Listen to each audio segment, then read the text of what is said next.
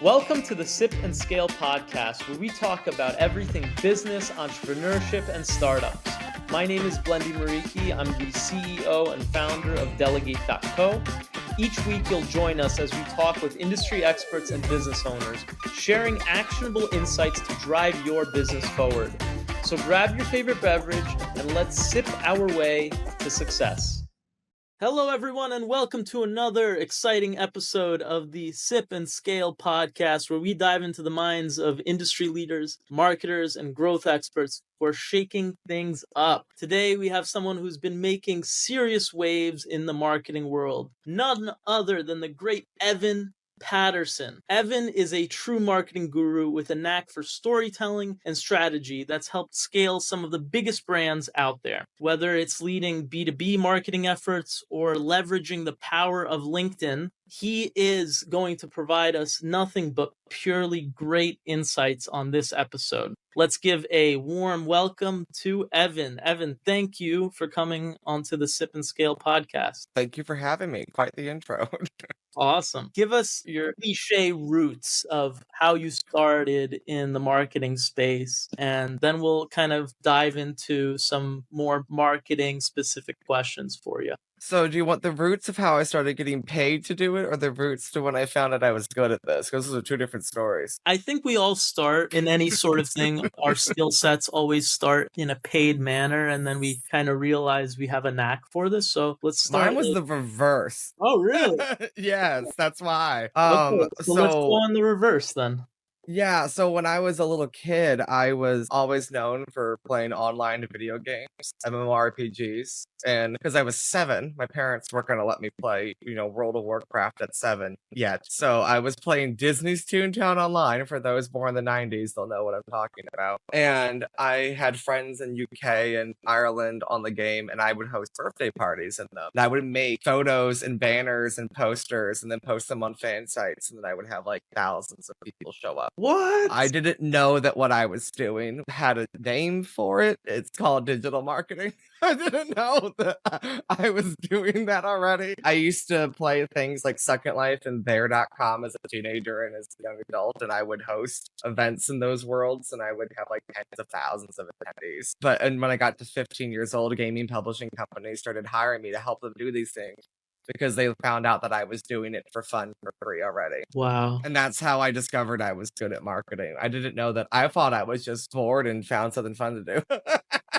What is the underlying skill in that? Because is it just the ability to communicate effectively with people? Is it your outgoing personality? Like, I always wonder, because there are some things that people are innately good at. And then there are some things that, as I think we've spoken about, it's like a muscle. You got to work the muscle. Yeah. What is that talent, if you had to go get to the core of it? For me, I've always been really good at pattern detection and figuring out why people are the way that they are. I'm always, if when you're a little kid, you ask, why is the sky blue? I was the kid that would go, well, why is that the reason why? I always liked to understand how things work that applied to people. Combine that with the fact that I've got a big personality. As ego boosting as it might sound, but I know I have a big personality and I love to make people laugh.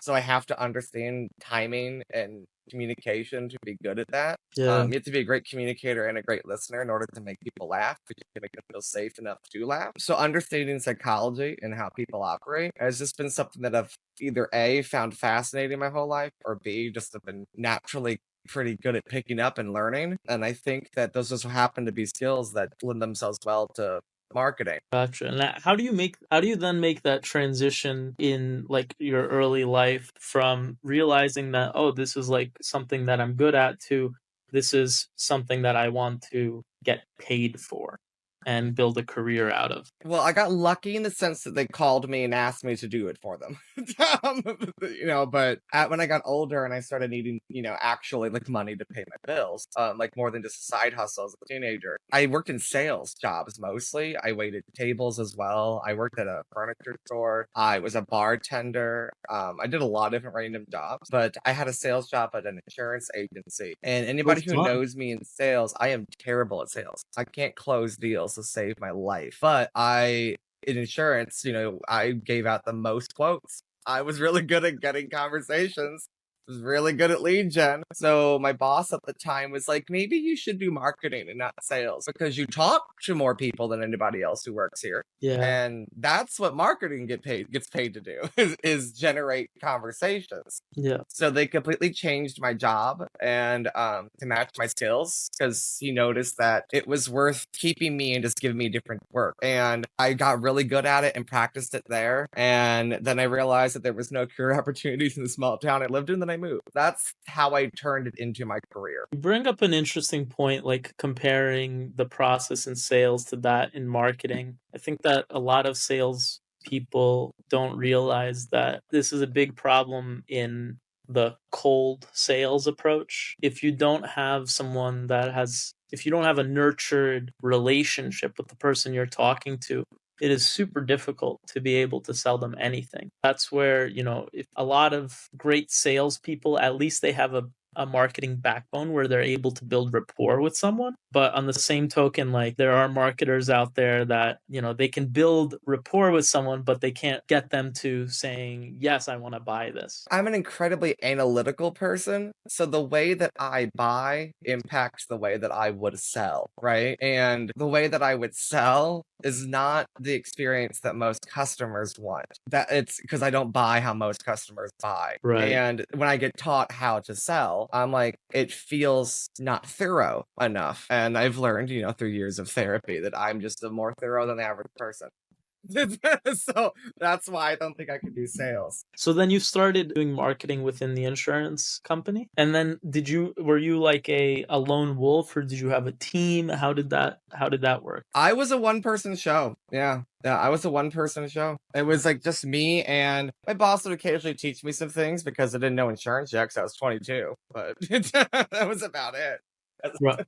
And now, like, the way I came across you was on LinkedIn, and obviously you have quite the following on LinkedIn, and you're very active. My team found your personal brand on LinkedIn and saw how many followers you had and how engaged you were with your LinkedIn community. And it made me wonder, how did you start on LinkedIn? I was a SDR at a tech startup called MBroker. They're an insurance tech startup. And one of the verticals that I was assigned to booking meetings with was the SaaS industry, specifically venture capital backed SaaS startups. And I would use websites like Crunchbase and LinkedIn to figure out when people were raising certain Series A or B or C rounds, which was our sweet spot at the time. Now, granted, this is years ago, so my thoughts are not representative of them today. And I learned that, oh, this is really cool. I like these companies. I like what they're doing. When I had the conversations, I started to realize that I had an interest more in tech startups than insurance. I used LinkedIn as a way to track them because that's when they would announce their Series A rounds. And I know I'm that person, that I'm the SDR that would drop into their inbox when they did that. But the difference is we were selling a product that was a necessity, less of a luxury. Yeah. A lot of the people that we were selling this to like had some knowledge of like how insurance works and the importance of it. And the difference with MBroker was their pitch was like you could get commercial insurance for your startup in minutes versus weeks. So I got very lucky that we had an incredibly easy product to pitch. It didn't take a rocket scientist to understand the value, but at the same time, it exposed me to LinkedIn. And I realized, you log in, I would see people on my feed in marketing and sales that were creating content. And a lot of them were creating content that was like tips on how to be better at the job.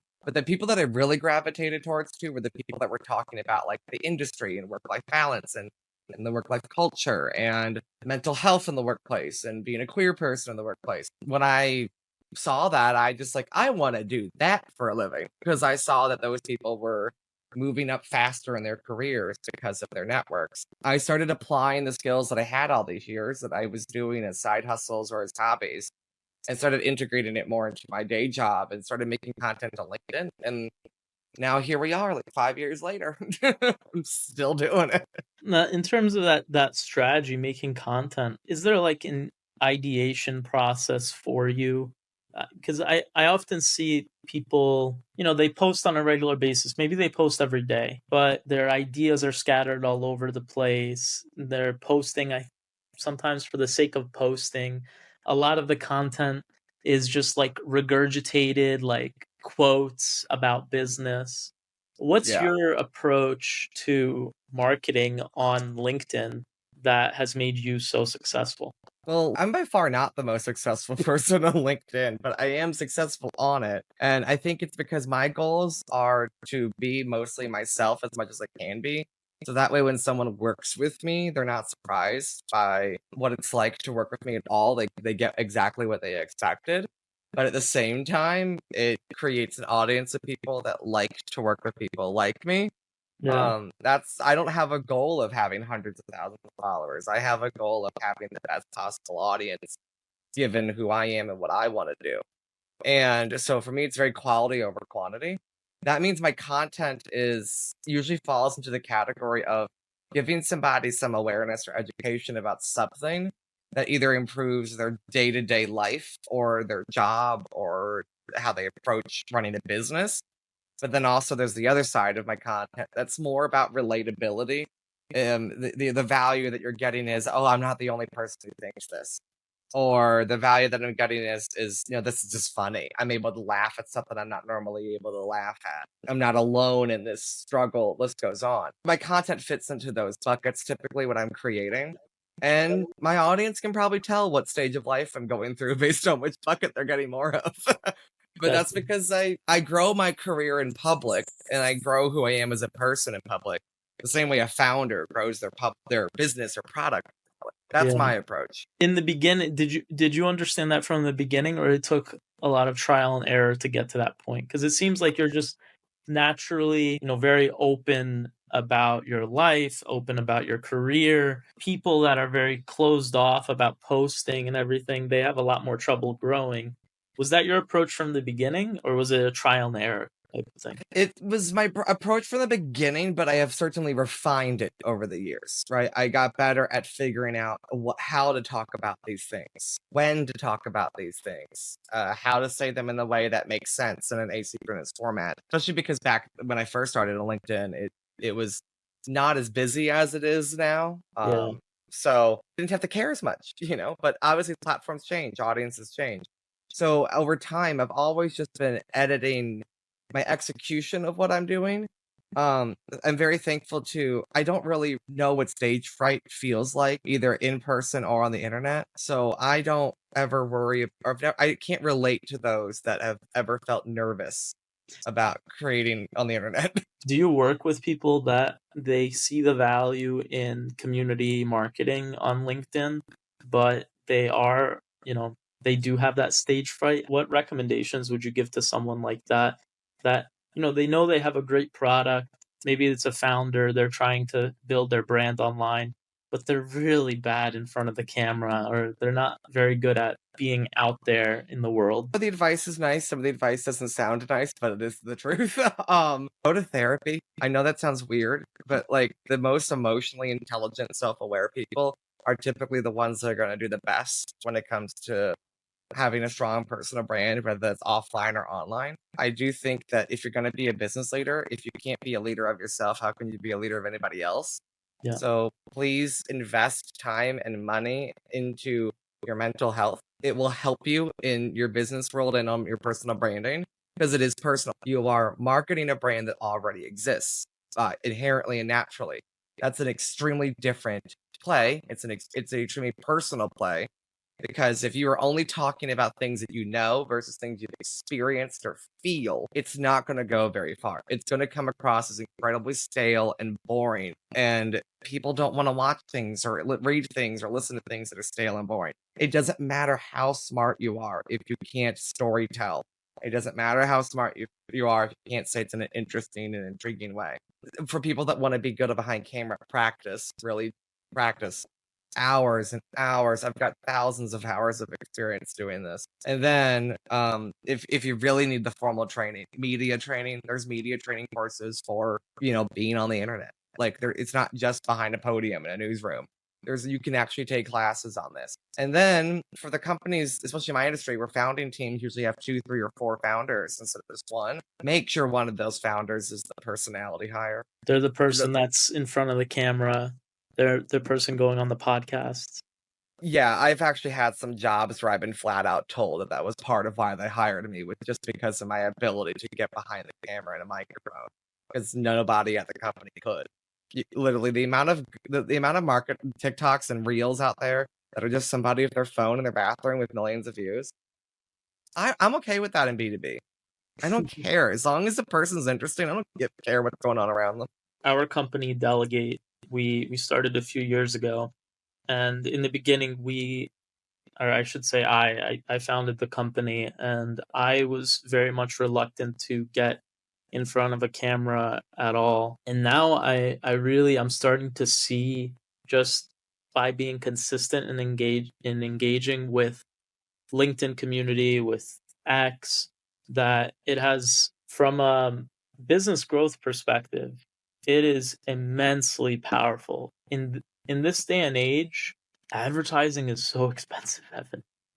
It's it's Yeah. so competitive, it's expensive, and if you're able to engage through these outlets, you have the ability to reach a market that otherwise would have costed you hundreds of thousands of dollars to acquire, Oh in a yeah. given month. I think people don't like look at your view counts on a post, even if it's just 500 people. Think about how hard it is to get 500 human beings in a room. Yeah, 100%. Yeah, so when people get like, they feel a little bit saddened because their posts are only getting a few hundred or a couple thousand. I'm like, think about how difficult that would be otherwise. Like, that's a feat. Don't beat yourself up over that. Yeah, Especially on LinkedIn where like only like 2% of people post at all, and then like 1% posts every 90 days.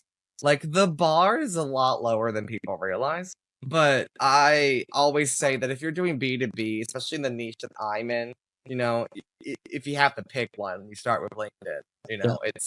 It's the lowest hanging fruit. How do most people get LinkedIn wrong? They don't say anything unique. And when I say unique, it doesn't mean you have to say something that no one's ever said before. There's 8 billion human beings. Trust me, none of us have a unique thought anymore. It's your POV, it's the way that you say it. Mm, So yeah, when people read things, there's the reason I don't leave Glassdoor reviews is because the way I write is recognizable. yeah. So I have a writing style that people like. You could cover up the names, and if you had to guess who wrote it, people could probably guess mine with accuracy So easily. I'm assuming you don't do any ghostwriting either. I actually do ghostwrite, yes, yes, but Oh. I'm only good at ghostwriting when people invoice me. So I'm not gonna do it even for myself. I'm not gonna do it for free. Yeah, so But yeah, I'm good at ghostwriting when you dangle a carrot of a check in front of me. But hire me. But yeah, I've always noticed that people are just like they talk really formally. It's almost like back in the day when people would write an email, dear sir and or madam. I hope yeah, this email finds you well.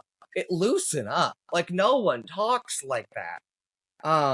That's one of the first things that I noticed is the formatting of their posts too. They forget that like about 40 to 50% of their views are gonna be from a phone and yeah, they need to write for the mobile device. They're writing with like an MLA or APA format in mind, like the high school essay. And I'm like, throw grammar out the window and start writing it for the internet and for social media, which is a completely different rule book. interesting. Um, yeah, I've noted. I can tell when someone didn't grow up chronically online like I Yeah. did. What's your thinking on ChatGPT these days? Like, people utilizing ChatGPT to, create posts, or I mean, I'm I use it for ideation, kind of like thinking through ideas. What's your opinion on marketers using ChatGPT online? Mixed opinion, honestly. I have a lot of I use it once as well for like ideation, research. It's a great research tool. As long as you're asking for sources and you're prompting it to give you those sources and you're giving it parameters, because there is careless ways to go about using ChatGPT for research because we've got enough data to show that it's not always right. But for the creation, we can tell, especially marketers, we can tell when the post is written by AI. Like it's very obvious Yeah, it's personalityless or yeah, it has ChatGPT's personality. yeah, And before somebody goes, but you can tell ChatGPT how to write like you or whatever, we can still tell. yeah, We can still tell because it follows a pattern that is more rigid than an actual human being. It's not there yet. Generative AI is not at the point where it can pass the eyes of a savvy marketer. But then again, we also live on the same exact floating rock as boomers that watch people say this is a photo of Laguna Beach, California, generated by AI. And you've got houses with roofs at angles that are architecturally impossible because they don't know the difference between an AI photo and a real photo. So, that's the world we're living in.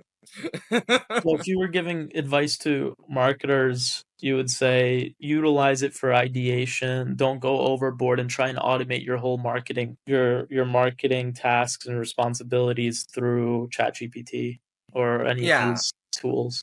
I've worked at a generative AI startup before that created email headlines and helps with improving copy for D2C brands. Yeah. And even there, we told people like you should edit and proofread what we generate. We're helping you get 80% of the way there. We're not here to replace the creativity. We're just here to supplement and give you a direction that's data back. So that way you spend less time, running multiple experiments trying to figure out what works. We're starting with what we know will work, or at Yeah. least closer to the end of those experiments. If you look at AI as an assistant, as additional horsepower, it's fantastic. If you look at AI as a replacement for human creativity, we'll struggle. Even Opus Clips, like there's a reason why there's still editing tools inside Opus Clips. There's a reason why they show you everything it's produced before you pick which clips you want to use. Yeah. Because even they'll tell you, like, this isn't flawless. This is just a way to get this job done faster, not done for you. Are you utilizing Opus Clips? For some new projects coming up, yes. I've used it a lot in the past for some clients. I've compared it to a few different tools that do similar things. Opus is my favorite when it comes to generating quick clips out of a podcast. Marketing team, if you're watching this, take notes on Evan's advice. Opus is good. There's a few other ones coming up that I have an eye on, but Opus right now is leading the pack. Their marketing's really cool too. Why is that? They eat their own dog food the way the ClickUp does, and they hire based on personality and talent Yeah.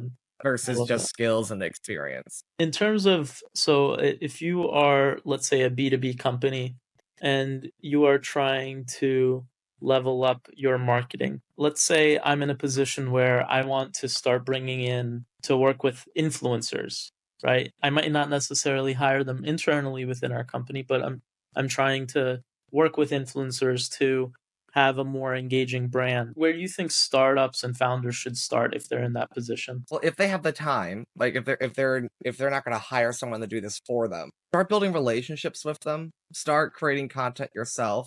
Get your feet wet with what their world is like. Not saying you should try to create an audience like that, but you should definitely just start to understand what they go through when it comes to the ideation and creation process. Go to the networking events they go to, engage with them on social media, and try to just book coffee chats with them and just get to know them. You can't just buy relationships of influencers unless you're going through like an agency or somebody whose job it is to have relationships with these creators. Yeah. I.e. me. You can hire me for that. But yeah, those are start there. A lot of people jump the gun if they've never touched this before. In B2B and influencer marketing is very different, and it's constantly changing. At the time of recording this, Brianna Doe and Zoe Hartsfield just did did sponsored posts on LinkedIn for AG1 Athletic Greens. Oh yeah. Yeah, so you're starting to see D2C brands market on LinkedIn. And I can't remember where, and I'm sure somebody's going to call me a liar in the comments somewhere, but Lyft's marketing leader was talking about starting to do B2B influencer marketing on LinkedIn because it makes sense. Like the average LinkedIn user in the United States makes $75,000 per year. So that's also the same average price income as somebody who is a active Lyft user. And you're likely to get Lyfts for like business travel, right? So they want to put like, oh, when you go to insert business trip here, use Lyft to get from the airport to your hotel. Don't use Uber. Or employers, here's the corporate version of Lyft for the bigger companies, right? I work for startups, so I'm used to the Expensify app. But like, but these, I was like, okay, we're going to start seeing that more. Athletic Greens is not exactly a inexpensive product. Right. And Athletic Greens targets either people that can afford their product and or people that are very invested into their personal development, which are Yeah. two common traits of someone who's active on LinkedIn. I wonder if they're also taking the approach of going after companies, because there's also a lot of companies that are consumer brands. They've realized that if they incorporate the brands into the workplace, they also have a much easier time getting adoption. Because if their coworkers are adopting a brand or consuming a Yeah. brand, they have a higher likelihood to as well. Instacart and Shipt, this is like 5 or so years ago, used to have partnerships with businesses like WeWork and different office buildings just in general, not just like co-working spaces. So for a similar reason, right? I could see, Athletic Greens partnering with the gyms inside of office buildings as office buildings are increasing the amount of amenities that they offer just to attract tenants, not just office workers. I could see these products being put in there just the same way that like I was born in the 90s and I grew up in America. So therefore going to public school in elementary, middle, and high school meant seeing, PepsiCo labels everywhere.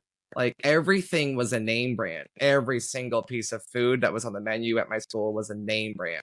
Yeah, And what do you think were the first foods that we bought when we got on our own and started grocery shopping? yeah, those name The brands. same brands, right? Get them Mac early. Mac did that. They put all of their computers. Dell did that too. They put all their computers in school computer labs all over the country. So that way, when these kids grew up and they had their own money, they did that.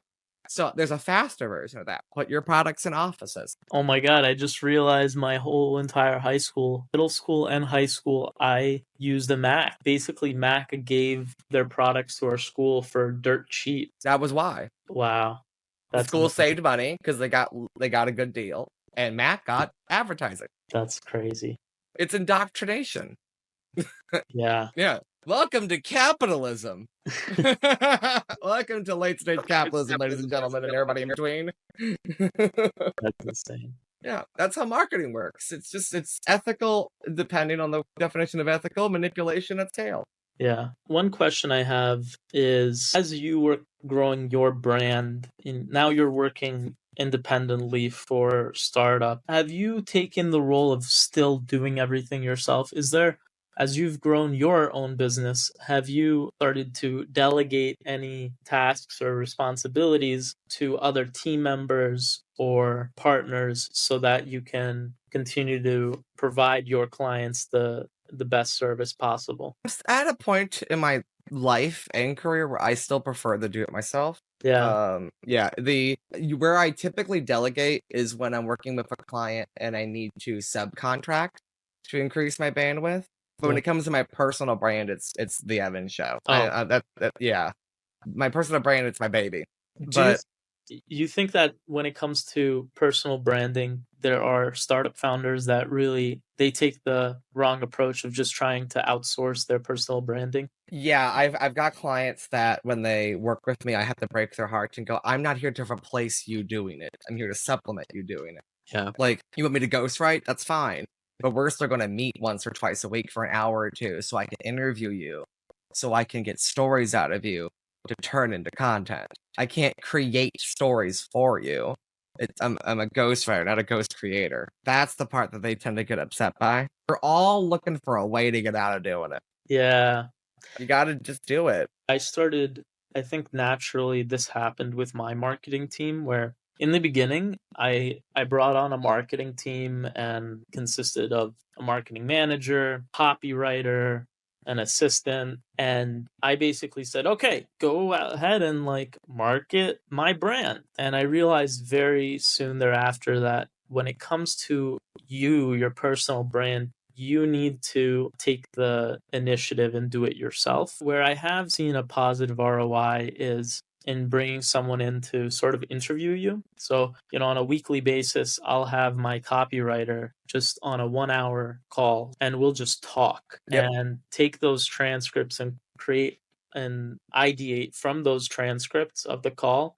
And then from there, create content. But even now, like with my copywriter, it is a lot of hands-on work with her to be able to speak in my tone, in my style, and even Yeah. then, And it that's doesn't normal.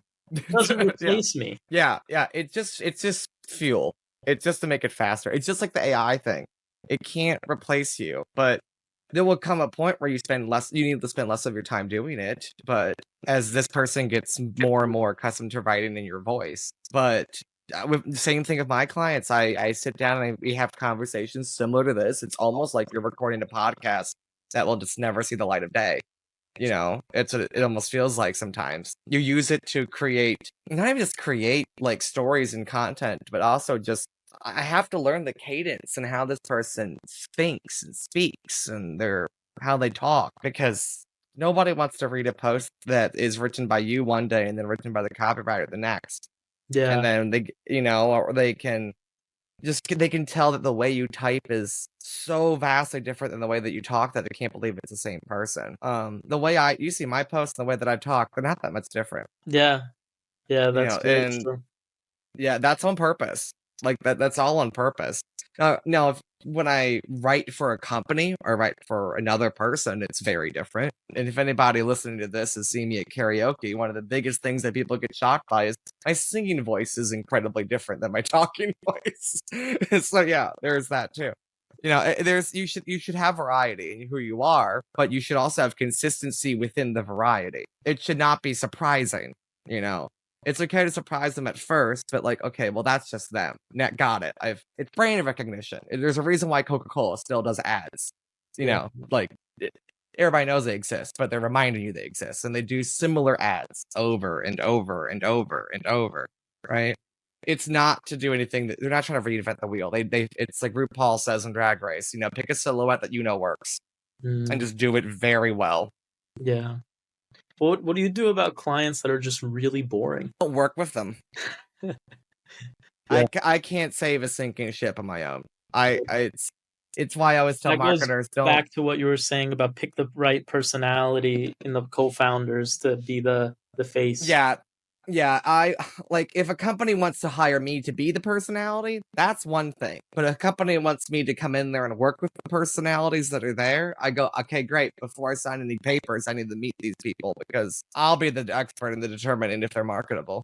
You're asking me to manufacture a pop star. They still have to be able to sing at least a little bit. Yeah.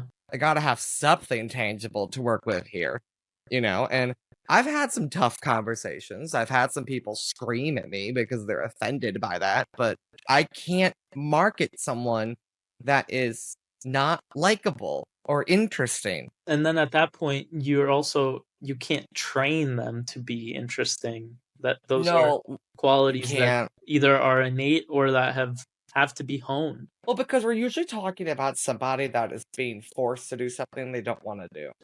It's seldomly somebody that wants to do this that we're talking about with this. I don't think I've ever actually met anybody that's uninteresting but wants to be doing this for a living or as part of their career.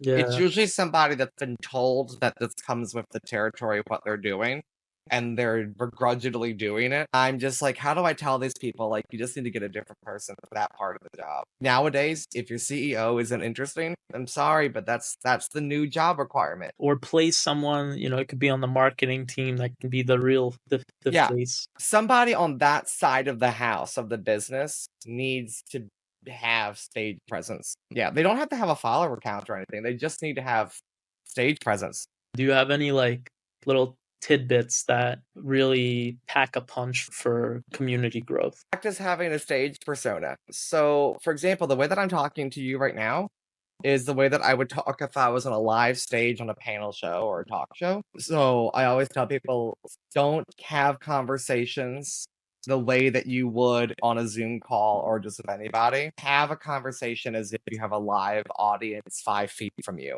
Mm, So up your energy.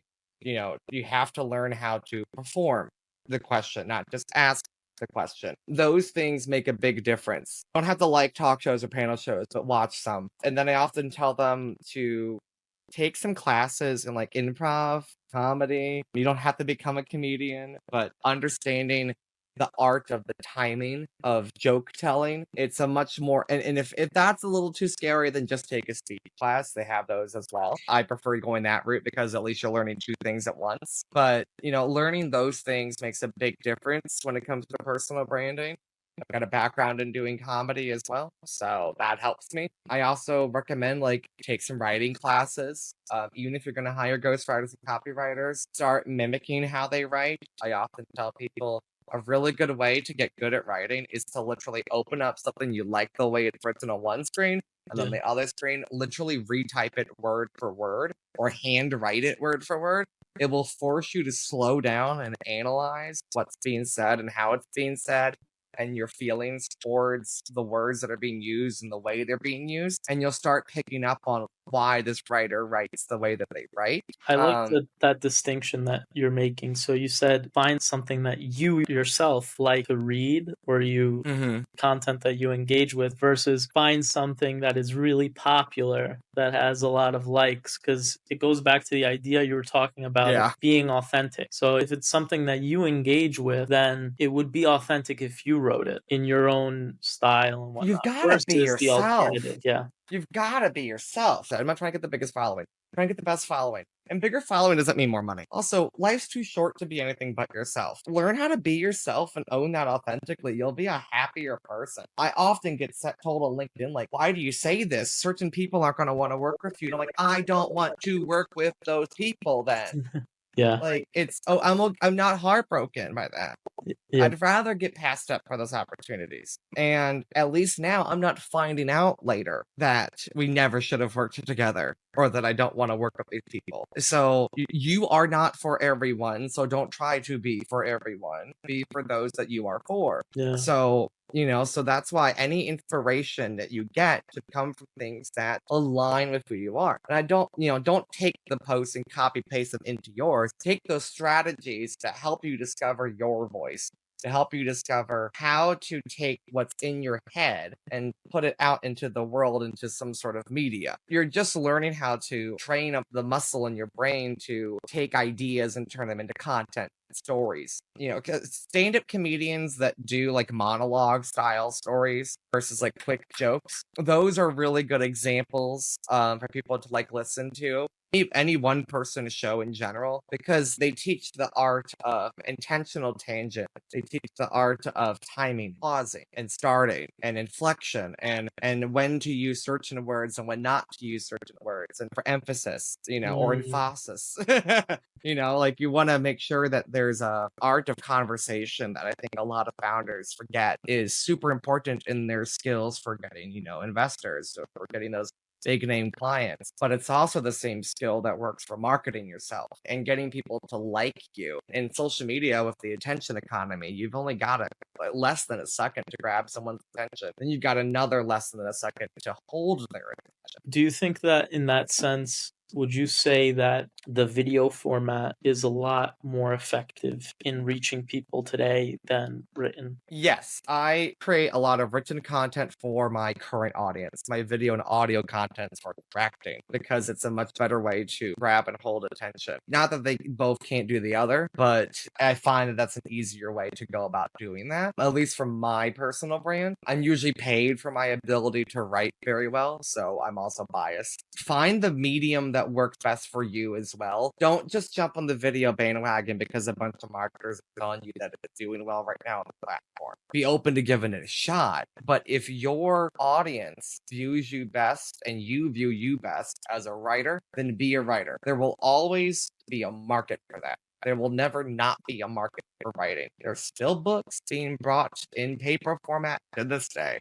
Yeah. Right? So people and if anything, there's been an uptick lately because people want to get away from screens. But some people like to read. Then look at YouTube. Some of the best content is content that you can put on in the background. It's listenable. You don't have to watch it to get it. Yeah. So learn how to make content that requires a lot of intention and learn how to make content that it can be listened to in a more passive approach. In that sense, the writing also, I feel like there's that key difference between videos, because videos are just to grab your attention and introduce yourself in a way. Whereas if you are writing and writing well, that is a true gauge of engagement. Because if you can get someone to read your content, then it means that they're super engaged versus videos. We watch dozens of videos, hundreds of videos a day. It doesn't stay top of mind as much as a engaging article or list that you read? The staying top of mind will depend on the person. I can't, as a marketer, I can't say across the board that would be how it would work. But your point about written content is very accurate. You can't passively consume written content.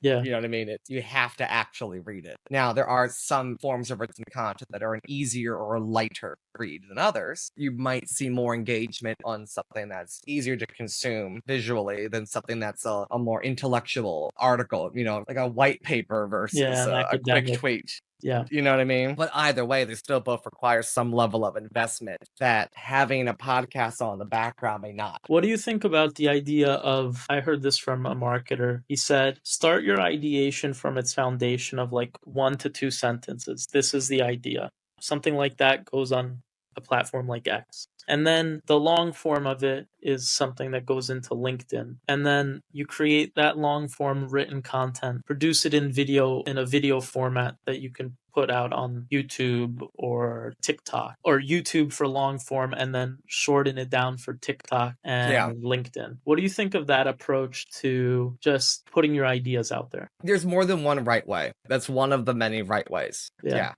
You have to pick the right way that works well. We're talking about personal branding. You have to pick which one works best for you and your audience. Yeah. We're talking about a company. It's even more complicated, actually. Yeah. But I'm actually the opposite. I like to go from somewhere in the longer form and work my way to shorter versus from shorter up. But then a lot of times I actually get my best ideas from my mid-length content and somewhere in the middle, and it kind of deviates, kind of like a V shape. Most of my ideas come from just simple conversation. I actively make sure that I am networking with people and meeting people all the time. I have an absurd amount of sticky notes all over my desk. I have been on a date with my boyfriend and interrupted him to write a note in my phone because it reminded me of something to talk about or write in a piece of content on LinkedIn. I am obsessive over storing ideas and inspiration. And there's nothing wrong with going to somebody's page, finding them talk about something that you also have an opinion on, and then writing your POV on that same thing. Nobody owns a topic. So it's okay for you to just get a pulse for what the market's talking about and then jump in on the conversation. And that's why people comment. That's why it's like we watch videos and online. And what is the first thing we go to? We go to the comment section. I don't, because I get angry. But yes, I want to. The urge is there. Not your own content, but like, no, others too. Yeah. Others too. Oh, I get third party angry. There's that. But that's why I'm in therapy. But one of the things, so I'll use me as an example of my personal life. Like, I'm a big gamer, and I love like simulation management games. Planet Coaster is coming out to November. They just did an early access for a bunch of different creators giving their thoughts on the game. I think I've already watched 10 different 30-minute videos about the same demo from 10 different creators. About most of them have some overlap in what they're talking about, but I want to hear this creator's perspective. Or I want to hear how this creator talks about it, not even necessarily what they're saying at all, right? We all watch the same thing, 16 different forms of packaging. Taco Bell does this. They've got like 7 ingredients on their menu. Yeah. But we'll pay $2.19 more because it's a ninja star and not a burrito, So it's just repackaging and repurposing it, and human beings are not as complicated as we come across. We're not as intelligent as we think we are. It's like Cocomelon, but for adults. Just give us something shiny, new, and cute, but it's actually under the hood the exact same freaking thing, When you have a SaaS company you're working with, and they're trying to brand themselves as, maybe it's an expensive product. Maybe it's like something that's enterprise level. People are paying hundreds of thousands of dollars a year for it. How is that approach, your marketing approach, different than, a like low entry price product or service in terms of your marketing strategy? Well, it's probably going to be more relationship based in terms of like earning trust and credibility. It's going to be a lot more evidence-based marketing, but it has to be faster to consume because it's a quantity sale.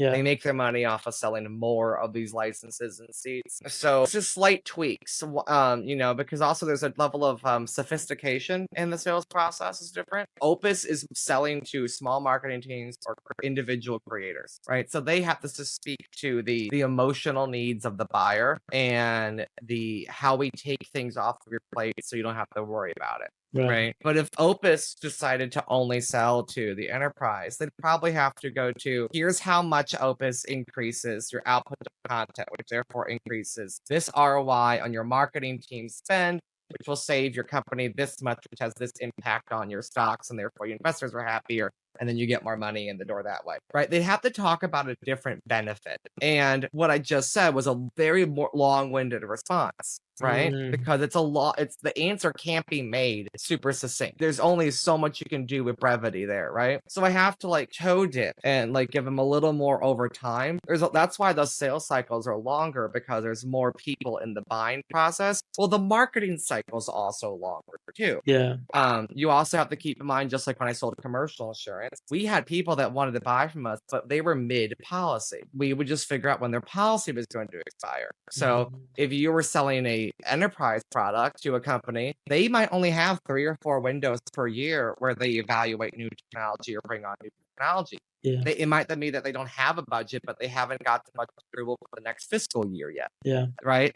I could go on and on and on, but there are more external factors at play. The good news is you have time to build a relationship because they have to get their stuff together as well. Yeah. They have to figure out themselves also. Yeah. So, right? But as long as you stay on their radar, like one of these days I'm going to sign that contract or book that demo.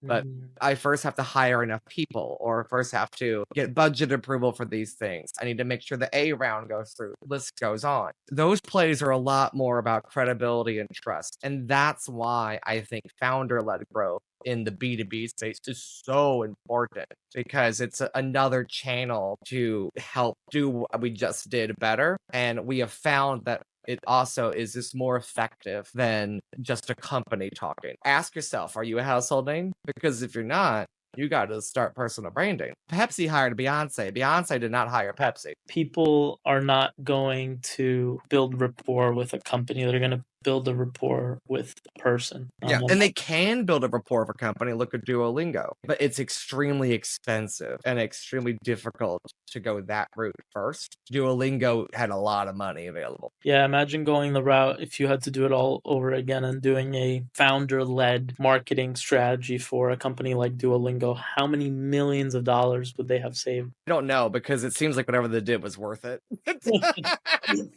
There are examples of taking everything we just said and ignoring it does work. Yeah.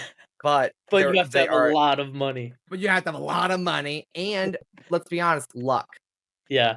Timing. Right? So, but generally speaking, most people don't have that kind of money. So you've got to start with what works for most people. And for most people, it's being yourself. Unless who you are sucks, then please be somebody else. Yeah. But yeah. Cool. It's a fun job. I get to tell people all the time, like, why does our marketing not perform well? I'm like, because you're boring. Yeah. I can't remember who I told recently, but it was the difference between doing choreography and performing. But even within marketing, so there's like 2 camps. There's like the paid advertising, paid marketing people, and there are people like you in the organic growth space. Is there any like friction between those marketing departments? Because I see it within our company, for example. I am the lead person for organic growth because I'm going out there. I'm the one talking. I'm the one producing most of the content, or at least it's originates from me.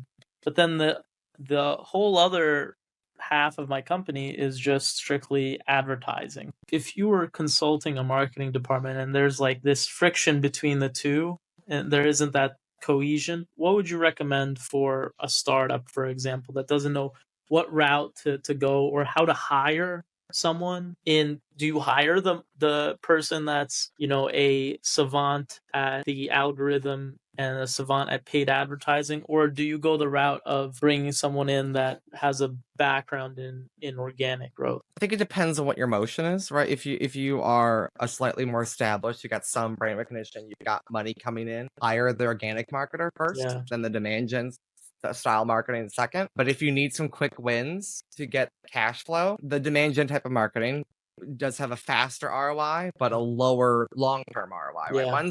One's more short-term, one's more long-term, right? It takes longer for a company to get an ROI. Why a lot of my contracts have a 3 or 6 month minimum commitment because I can't get you results immediately in 3 months all the time. But that's not a failure on my part. That's just by design of what we're doing. Yeah. Right. So to resolve that tension, I always tell people if you have the luxury of hiring people straight at the gate, look at their understanding of how their marketing skill set fits into the matrix of what marketing is. For example, I measure the success of what I do often on its impact on those other marketing roles, not just sales roles. So marketing as a whole measures a part of its success, not all of its success, but a part of its success based on its ability to impact retention and net new profit, correct? Yeah. Right, net new revenue, right? But within marketing, I tend to sit above demand gen in the funnel, like before them in the funnel, not above them in the hierarchy of the team, but before them in the funnel. Mm. So if an email marketer on the demand gen side of things is sending 1,000 emails with a 10% reply rate, for example, if I do my job correctly and we are working well as a team and I'm making content that speaks to that same audience and they're getting their email lists from a place that is complementary to where I'm doing my social media marketing, then that exact same 1,000 emails should have a 12% reply rate instead of a 10% reply Yeah. rate. If we're working well as a team, we Because both win. you're on top of that, pushing them the organic content that gives them that a little extra credibility to click on the advertisement. Exactly. And that gives the email marketer better insight as to how to keep improving what they're doing, right? And then where I benefit is I also get insight as to keep doing what I'm doing or do more of it. Or that's how I can get buy-in for more budget. Yeah. That's how I can take bigger risks now because I know that this is a safer bet, right? That's how it helps me back. Right. Other than just justifying my paycheck, it gives me data to help me make informed decisions because the type of marketing that I do doesn't come with a fancy spreadsheet. It's a lot more analyzing different points of data and drawing conclusions. Where if an email marketer, they just look at reply rate. Now, there is some dot connecting still, but it's not as metaphorical or hyperbolic as mine is. Yeah, it's more black and white when you're looking at just straight open rates Yeah. on email. Theirs is an analytical skill of a spreadsheet. Mine's more of an analytical skill of I'm connecting the dot between data and psychology. Yeah, They're connecting the dots between data and other points of data. that's fascinating. So therefore, you need each other. The same Mm. way that marketing needs sales. Yeah, You need the marketers that go from brand recognition and brand awareness and brand building to brand interaction and brand consumption. mm. Those two types of marketers need each other for survival, the same way that marketing needs sales. And if any marketing team has heard this before and they still don't get it, they're in the wrong profession,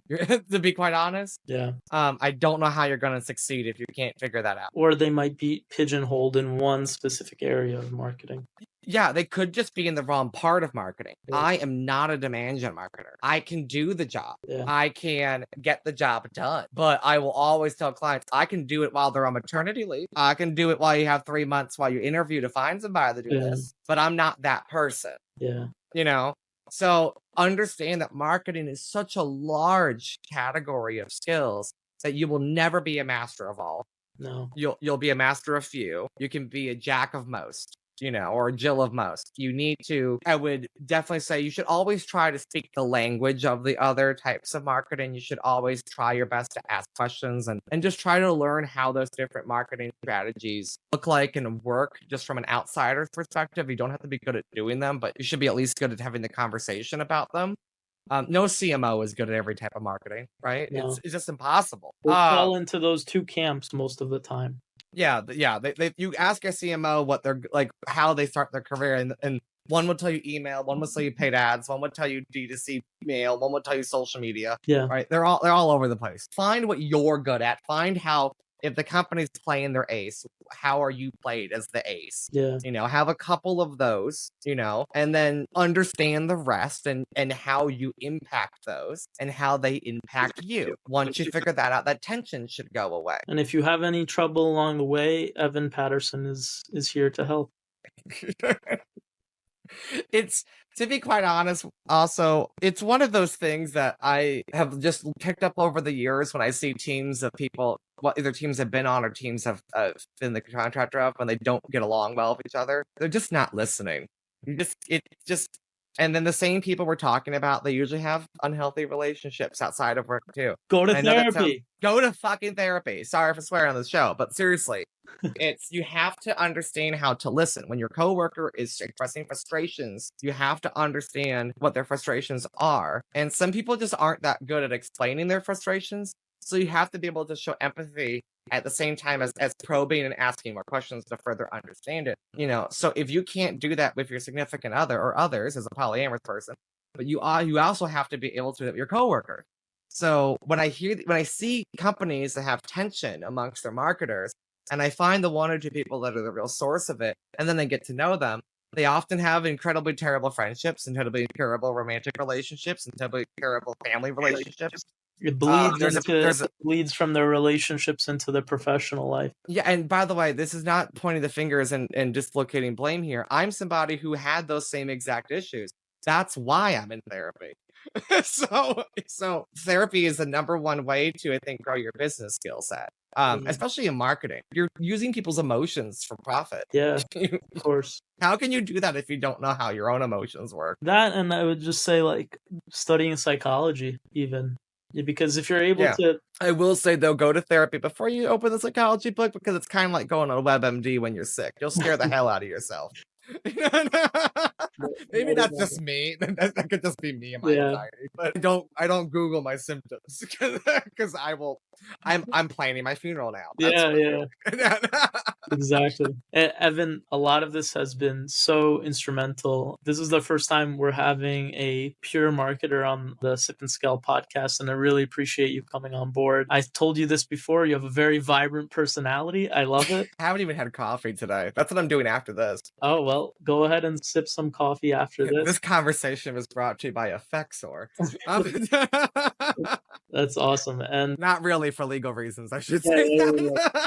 I guess to wrap it up, where can people find you online if they're looking for consulting help, brand building? What's the best place they can find you? Shoot me a DM on LinkedIn. Yeah, Evan Patterson on LinkedIn, linkedin.com/in/Evan Patterson. Fantastic. Yeah, that's the fastest way to find me, other than at my house, which I will send a cease and desist to the 6 people that have done that. Yeah, we won't disclose Evan's address on this podcast. No, LinkedIn's the fastest way to get a hold of me. Yeah, awesome. I live there. Well, thank you so much, Evan. Really appreciate your time. For those watching, thank you for watching. Again, we'll see you next time on the Sip and Scale podcast. Thanks, guys.